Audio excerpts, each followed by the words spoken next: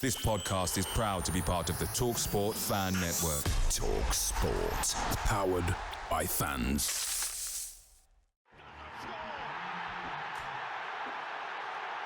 Styles with a save. Trent for the second here. A classic counter-attack, and Gibbs White puts Nottingham Forest 2 ahead. Here's Wood. 1-0 Forest. Has made an even bigger difference there. Nottingham Forest have snatched the lead at Anfield.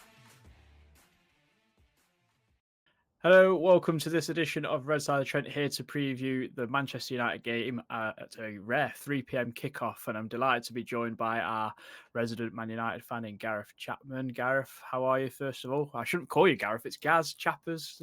It's very formal. How are you anyway? I've answered to a lot worse. Yeah, I'm all right, mate, thank you. Not too bad at all.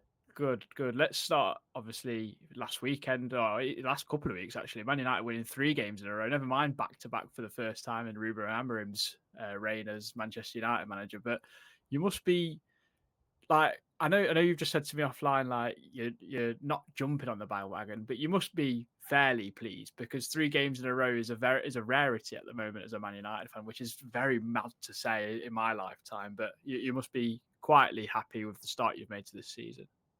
Yeah, well, I mean, I don't know about the start, because it wasn't, it's probably literally only the last few weeks that we started to kick into gear a little bit. I think we were, I don't know, I think probably just been burnt a little bit the last couple of seasons. So I'm a bit dubious as to get too carried away, because as soon as you get carried away, you kind of come down to earth with a bang. But I think it's definitely improved. Like, I mean, I've been to quite a few games this season, and it's definitely a lot better than it was at the beginning. I think we started off quite well against Arsenal, obviously lost that one. And then there was a few, like obviously City, Brentford. But no, the games that we have won, and definitely the last 3, it just seems to be clicking at the right time. Obviously, we've got you guys Saturday, then we've got Tottenham coming up as well, which is going to hopefully by then be the 5th, which so it might make somebody get his hair cut. I mean, it's still a tough task coming to the City ground, I think. Yeah. Man United, you've lost the last 2 seasons at our ground, and we're hoping it's a 3rd time in a row, because we simply need the points. It's not even just about meeting Man United; it's just getting a win on the board, especially for Dyche. But I mean, take it back to the Liverpool game, actually, because I think Sunderland aside, we should have beat Sunderland. They've don't get me wrong, started off brilliantly. They're obviously flying off in the table, but we should have beaten them, and not, obviously you guys beat them quite comfortably. But that game against Liverpool must have been a real confidence booster. Or do you feel like that's maybe been a bit of a turning point this early on in the season for Ruben Amorim? I think big time. I mean, to be fair, the guy, he's not short of confidence. Like, I think he backs, I'm not going to say backs his own ability, because I've questioned it at times, but I think he's definitely got the confidence needed to manage in the Premier League. It's just whether or not the way he manages is going to have any longevity. But then again, like, look at the Fergie era, which I know we can't compare, but he was literally like a few games away from being sacked, and obviously then turned it around against a lower team in Palace at the time. And then, yeah, the rest is history. Yeah, I mean, that win against Liverpool, I think it was the first time Man United have beat the champions back-to-back away in seasons. Like, obviously, City the season before. Yeah. Liverpool, I mean, I think how long was it since you've beaten them at Anfield? Like 10 years or so? Or more? Around that, yeah. It's been a very, very long time. It's been, I think, the last time we got a good result, I think when Mata scored a bit the of overhead kick. Like a half volley kind of overhead kick kind of thing, right? But no, I mean, I was elated. It was definitely one I wasn't expecting. I think a lot of people were going into the game writing us off straight away. I mean, and rightly so, because obviously Liverpool were scraping by and getting a few results, but no one expected Man Utd to beat Liverpool at Anfield. So yeah, I was very, very chuffed. I mean, a lot of people must be enjoying Liverpool's downfall at the moment. I think they've lost 6 in their last 7 games, which is absolutely mental to say how much money they've spent this season and how good they were last season. Harry Maguire got the winner, which is, I think, a lot of England fans will be quite chuffed about because he's quite a bit of a fan favourite with England. But Yeah. with Man United, he got made to be a scapegoat, got relinquished of being the captain. How much of his resurgence has helped this start to the season? Because it seems like he's been a prevalent kind of figure in the team, actually. I think it's great to see, to be honest. I mean, I think a lot of the time, a lot of football fans seem to forget that footballers are human at the end of the day. Yes, they're very lucky to be in the position they're in, but obviously that's because they've got a particular ability and they've got to where they are through hard work and everything like that. But I mean, the sheer abuse that he did get, not from just from rival fans, but from United fans as well. I think it is bad, and obviously you do get on their backs a little bit when they're playing and stuff. But at the same time, like, just to be able to shrug all that off eventually and then come back and do what he's doing. I mean, I wouldn't go as far as saying he's our best defender. I think he's definitely up there. But I mean, the likes of De Ligt, for me, De Ligt should be captain at the moment. I think he's got that leadership skill, but I think that pairing is really good to see. And just the fact that he got the winner against Liverpool and then was able to be rotated as well. So I think managing his minutes and stuff is a big thing for him as well. Yeah. The goalkeeper has changed. I know I've not sent you this in the preview as a question to ask you guys, but I wanted to ask about that because obviously Andrew Onana last season was a calamity. I mean, I would even go as far as calling him Calamity James, like everyone used to call David James, who, let's be face it, he's got one of the best records for clean sheets, so I don't think you can really call him that. But this new goalkeeper, I don't know very, very much about him. But what can you tell me about him, Gaz? Well, I mean, yeah, he's a Belgian lad. He's a young lad. He's kind of come through the ranks. He's still very, very young. But again, and I'm not a glass half empty, but it's very much. I think the jury's still out.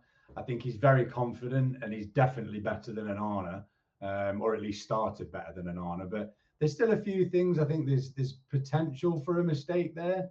Now, there's been a few things where he's taken the ball high, and he's caught it almost behind him, and that could obviously end up in the back of the net. So there's a few things, but I think his confidence is kind of moving into the defence as well, because previously they've shown a distinct lack in confidence because they're not certain that.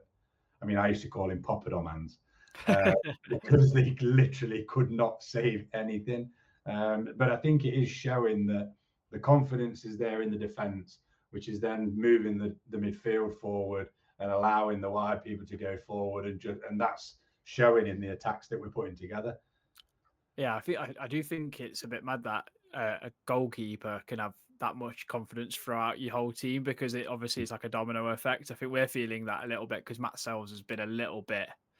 I mean, we've kind of criticised him this week on the pod about how poor he's been. Like last weekend, he let in a direct corner and wasn't very strong against Tyler Adams, who's half his size, and then letting a goal from 30 yards out where you think if you move your feet a bit quicker, he probably gets down to it. Do you know what I mean? So I did look at the goal against Brighton and against Danny Welbeck.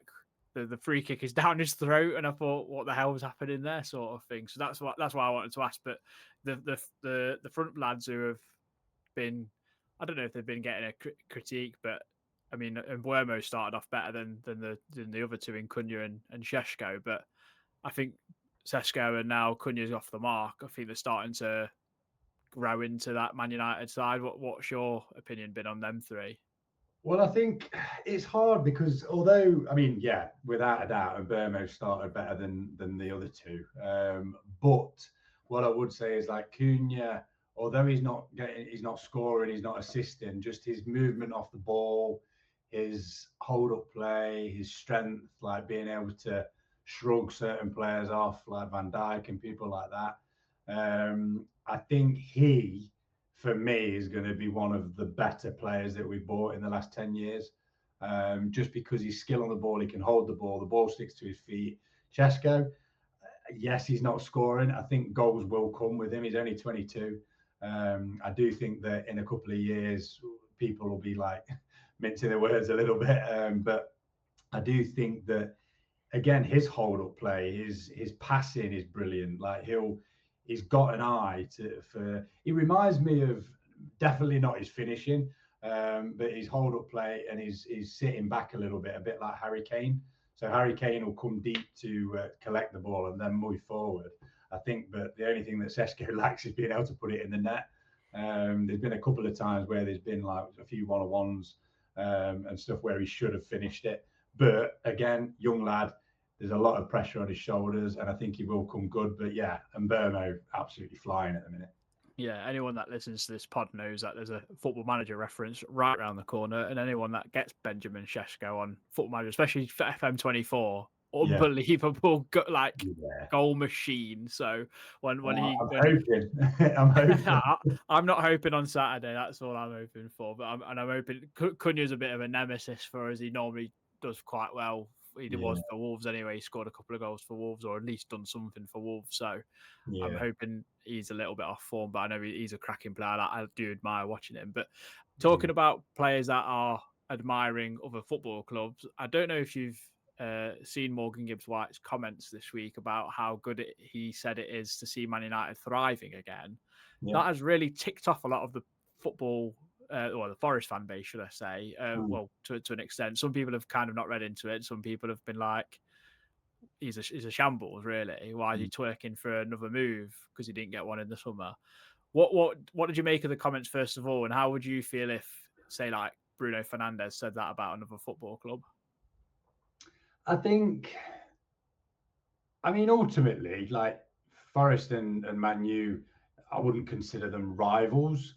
I think we've had some good games over the last few years, particularly. And I know back in the day when you were in the league, in the Premier League again, there was also some good games there. But I think we've got to realise that the game of football's changed, the world of football's changed, the media around it has all changed, and there's none of this like creating rivalry for the sake of creating animosity on the game day. So I don't think it's that bad really commenting on other teams. And I think ultimately he's probably not wrong really, because I think when Man U are doing badly, yes, some teams really, really enjoy that. The media jump on it. And I think it just shows how big the club is. But ultimately, I think it's good for the Premier League, for Man U, not necessarily to be involved in the title race, because I still think we're a few years off that. But just to be doing all right and kind of getting to where they should be, really, because a club like Man U, the money they spend, the trophies they've won in the past, should be in the top six at least. But yeah, I can understand why fans would be a little bit upset with it, because you're thinking, look, we're down where we are. We need the points. Let's not be kind of blowing any smoke up their arse. We want to be doing pretty well. Do you know what I mean? So, yeah, I'm on the fence with it, really. I'm from the old school where Keane used to not look anybody in the eye, not used to shake hands, none of this hugging after the game and stuff. But I do understand what they're told to do, and they're obviously a lot more media trained now as well. Yeah, no, I miss them days. Do you like when was it started off Vieira like done Gary Neville, didn't it? And Roy Keane was like, pick up someone your own size. And you just miss that. Like that has gone completely out of the game. Well, it adds to the game and it adds fuel to the fire. It excites the fans. It gets fans inside. It's like in the older days, like the Barclays Prem days, like you'd have a tackle flying in within the first 5 minutes. That would get the crowd going. That would get everything moving, and it would set the tone for the game. Whereas now you're not allowed to tackle. You only have to look at the shin pads that they wear to know that you can't tackle anymore. So I just think it has changed the context of the game. And realistically, if everybody hand on heart was honest, like, do we enjoy football as much as we used to do? Like, I think we watch it, we love it. Don't get me wrong, I absolutely love going to the games. I love everything about it, but has the excitement value gone out of it as it used to be, because of VAR, because of all the things they're bringing in, and ultimately money drives football. Yeah, no, I'm in agreement. It's it's the price of tickets as well. Like for a Man United ticket this weekend, if you go on the exchange, it's ranging between £50 and £70.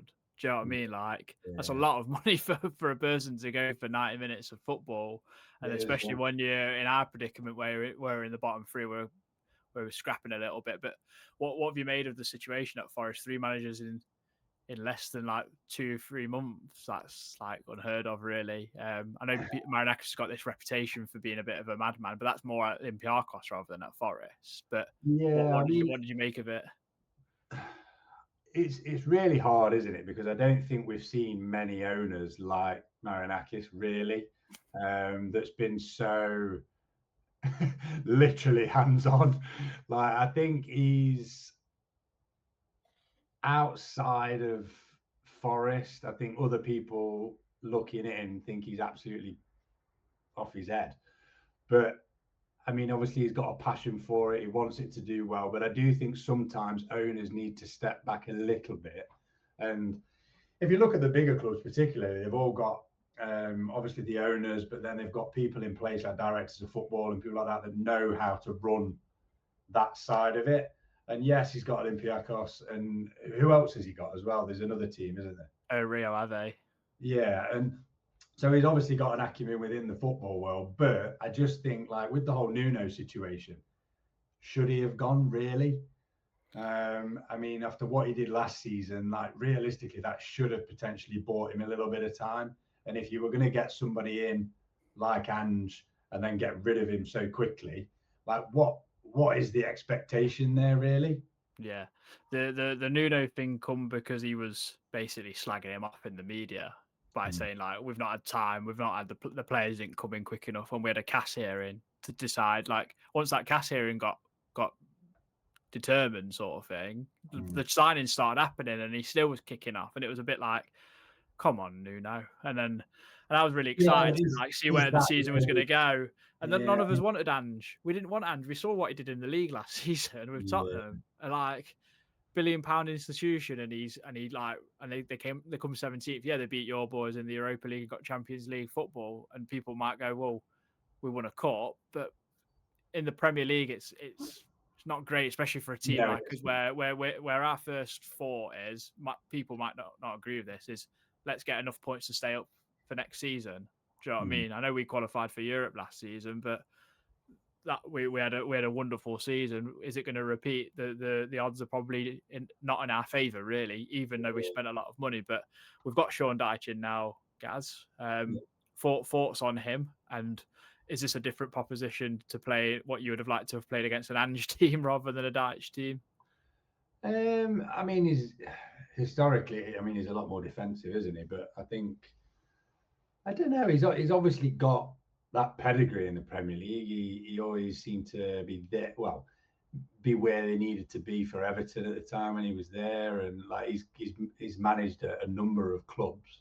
But I mean, I think this is probably where I'd flip the question to you and say, is that somebody that you'd want in? And if not, like, who would you have expected to have come in or wanted in?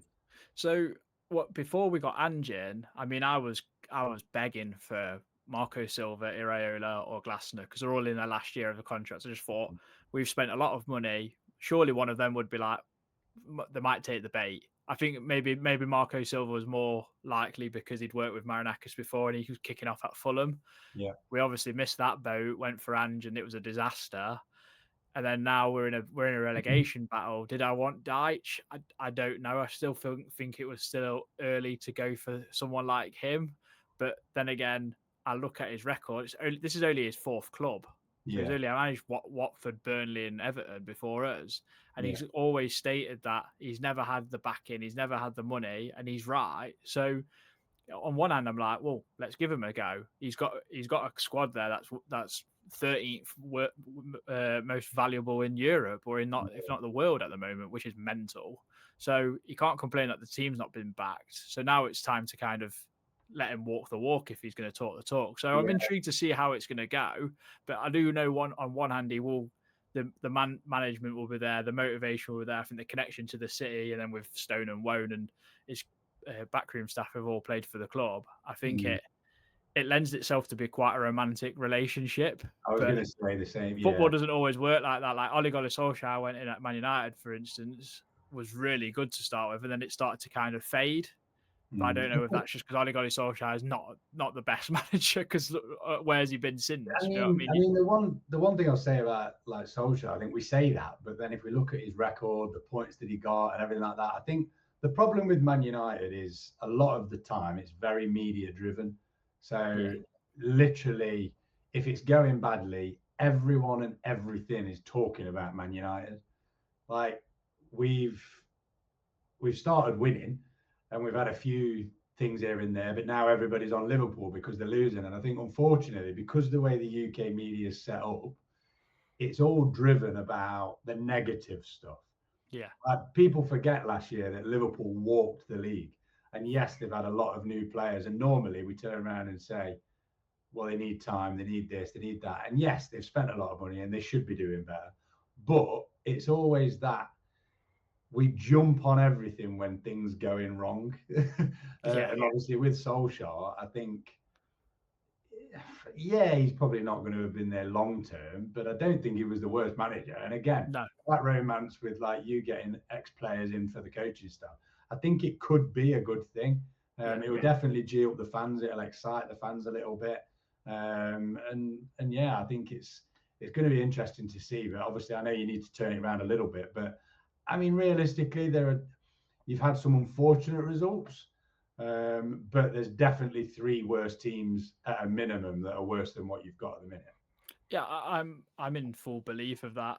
I generally think if we get one Premier League win, we might actually start to move a little bit forward. And I think it's just getting that monkey off our backs, because we played against Porto, who had not been beaten, only conceded 1 goal. Yeah, we scored 2 penalties against them, but they didn't really lay a glove on us. So I took confidence from that. Against Bournemouth, we never seemed to play well. We decided to play the same team against them, and our fitness just wasn't there. And Deitch identified that immediately, and he probably thought, well, I've got some work to do. But different proposition for you on Saturday with having a full week at least with their new confidence. So you must be feeling confident. But is there anyone in particular, Forest wise, that you might look at and go, we might need to kind of shut the shop up on them? Say that again, sorry. Who would you think from Forest you need to shut up shop on them? Keep them quiet. I think definitely Morgan Gibbs-White. Well, he's been playing absolutely awful recently. So, but the thing is, it's that kind of new manager bounce thing, isn't it? And it's like all the players will be up for it. They'll want to impress. They want to play. Obviously, he's going to be changing it. He's going to be bringing in his own system. So players might start to think, well, is my place guaranteed? If he flicks the formation around a little bit, some people might not fit in. So they're all going to be, it's like another audition, isn't it? Really? So I think, yes, he might not have been playing well, but at the end of the day, we know he's a very, very good player because there's big teams that have been on the radar. Do you know what I mean? So he's, for me, your best player. But I mean, who would you earmark as your best player? Really? Elliot Anderson, by a million miles. He's way better than Gibbs-White. And he's been the best midfielder in the Premier League by all the stats. Passes forward, dribbles, everything. He's like number 1 in majority of it. I mean, I've been flicking around a few. Obviously in the sports card world, and I know a lot of the United fans that are involved in that. They've kind of got a wish list of like Adam Wharton and Elliot Anderson. So obviously, I mean, I've seen him a few times and he is doing really well. But obviously, only seeing him a few times, I can't really say he's going to fit into this for us and everything. But I think Douglas Luiz is another one. He's starting to slowly grow into the player that everyone saw at Aston Villa and was wondering like, where's he going to go next? And then like, where he goes to Juventus, which is a bit of a random shout, really. He should have probably gone somewhere better than Juventus, to be honest. Not that Juventus are a bad side, but they're not going through a particularly amazing time in terms of Serie A or whatever. So I just thought it was a strange move, and he didn't really had too many injuries there. But playing for us, you can tell how good he is. Like, he is another level above, and I think he will start to complement Anderson. And I'm hoping Deitch will find a solution in there because Gibbs-White's just not been good enough, and I just think a flat 3 might be better with Sangare or Dominguez or someone sitting in there. But Man United's team, Gaz, I'm intrigued to see. I mean, is Amarim stuck with that 3-4-3 or 3-4-2, whatever you want to call it, where Mbuemo and Cunha kind of sit as two number 10s. Is that what we're expecting to see on Saturday, would you imagine, with you winning 3 games on the bounce? Yeah, I can't see it changing whatsoever, to be honest. I mean, he didn't really change it up for Liverpool. He just changed personnel, but I think he's very stubborn in his ways, and he's known it's worked in the past. It's worked in the Champions League. So I think he's very adamant that he's going to keep it his way. So I don't think we'll see many changes. I mean, Martinez is back from injury. He's in training, but I think it'll probably be too soon for him to start. We might see him make a bit of a cameo, but I think it will likely be the likes of Maguire. I'm surprised he's not utilising Yoro a lot more. For his pace, he's tall. I mean, personally speaking, and people might laugh at it, but I think Yoro is far too good for us. I think he'll be a big European club in the next couple of years. I think it's just his physicality that he needs to work on, but definitely his positioning's got a lot better. So he's got a shout at starting. Obviously, De Ligt, sure, fitness levels. He came off probably a little bit before they wanted to bring him off in the last game. But yeah, the midfield, Mainu needs to start getting more minutes as well. But Casemiro, for me, his legs have gone. It's one of those age-old sayings, isn't it, that leave football before football leaves you. But yeah, I mean, how we got given the goal against Brighton, I'll never know, because it was an own goal all day long. But I mean, he's always there and thereabouts. There's those little intricate passes that he can put in. But I just think that's probably the one area that we are severely lacking. So the midfield, I think will not change. Obviously Bruno and Casemiro, and then obviously your wide players. It could be that he flicks around with Dalot and Dorgu. I think Ahmad will start on the other side, and then obviously the front three, I think, pretty much picks itself, really. Will Šeško start? Because I know Mason Mount's been playing that like kind of central role, or as one of the number 10s, and they kind of rotate between the three of them, hasn't he? So I think that's it. He has been, but again, I think if we were going to put our first team out, you're probably going to be starting Šeško. But again, this is the thing. I think we have got a good rotation there, and Mount's been stepping up again. I mean, we saw what he could do at Chelsea, and I wish, really, I mean, as an England fan, I wish he hadn't have had so many injuries, because I think he could have been unbelievable. Yeah, I mean, shame that's happened, but as a guy who played for Derby, I can't really be like sympathetic. So yeah, there is that. I mean, I'm intrigued for Saturday because of what Sean Dyche has been saying. He's had a full week now. He got him in the day after the Bournemouth game because he just simply wasn't happy with what he'd seen.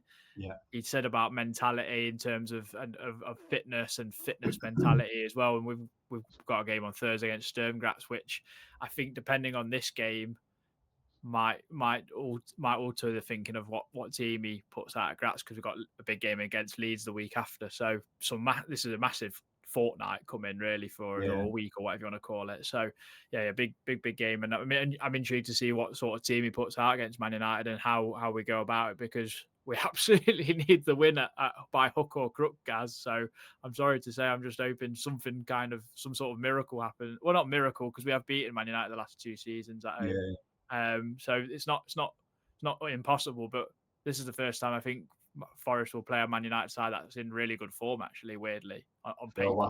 For a while. Yeah. What's your score prediction for Saturday?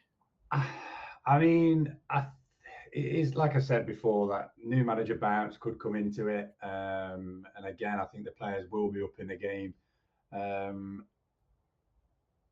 I'd like to think we'd get a 1-0 win. But I think it's probably going to be 1-0 either way or 0-0, which I know is a really broad spectrum, but I don't think there's going to be many goals in it, because I think it'll be quite tight at your back line. But yeah, I think probably 1-0 either way. So the thing is, though, like, Do you know if it was 0-0 and Forest put in a performance that was still good enough, I think I'd be quite happy because we've not kept as many clean sheets. I think the Porto game was the first time in 20 games, so it's a lot, and I think it's building blocks. We did it against Brighton a couple of seasons ago under Steve Cooper, went there, and it was the most anti-football I've ever seen. It was horrendous, like 11 men behind the ball, got a 0-0 at Brighton when we didn't deserve it, but it just like like built a block. So I just think we need something like that, and I think if we can get a scrappy 1-0, I'll be more than delighted. Off someone's backside, I couldn't care less. But guys, thank you very much for jumping on. Is there anything you want to promote? I know you got your cards logo. Yeah, I mean, if anybody does want to follow it, I'm in the sports card world. There's a lot going on at the minute, so it'd be worth giving us a follow. There'll be a lot of changes going on at the end of this month, and we're going to be so basically break on whatnot. But we've got a lot of big breaks coming. So we're ideally looking to break a £22,000 box at the end of this month. Wow. So that could be quite interesting. But yeah, for anybody that is on whatnot, come and have a look. Bro. So yeah, if you've enjoyed the pod, do drop us a like, drop us a subscribe, consider membership for early access to future things, and get on our sponsors, Trent Side Threads. There's 10% off with our code RSOT, that's RSOTT, for some fresh t-shirts. But until then, when we come back for the Man U review, come on, you Reds.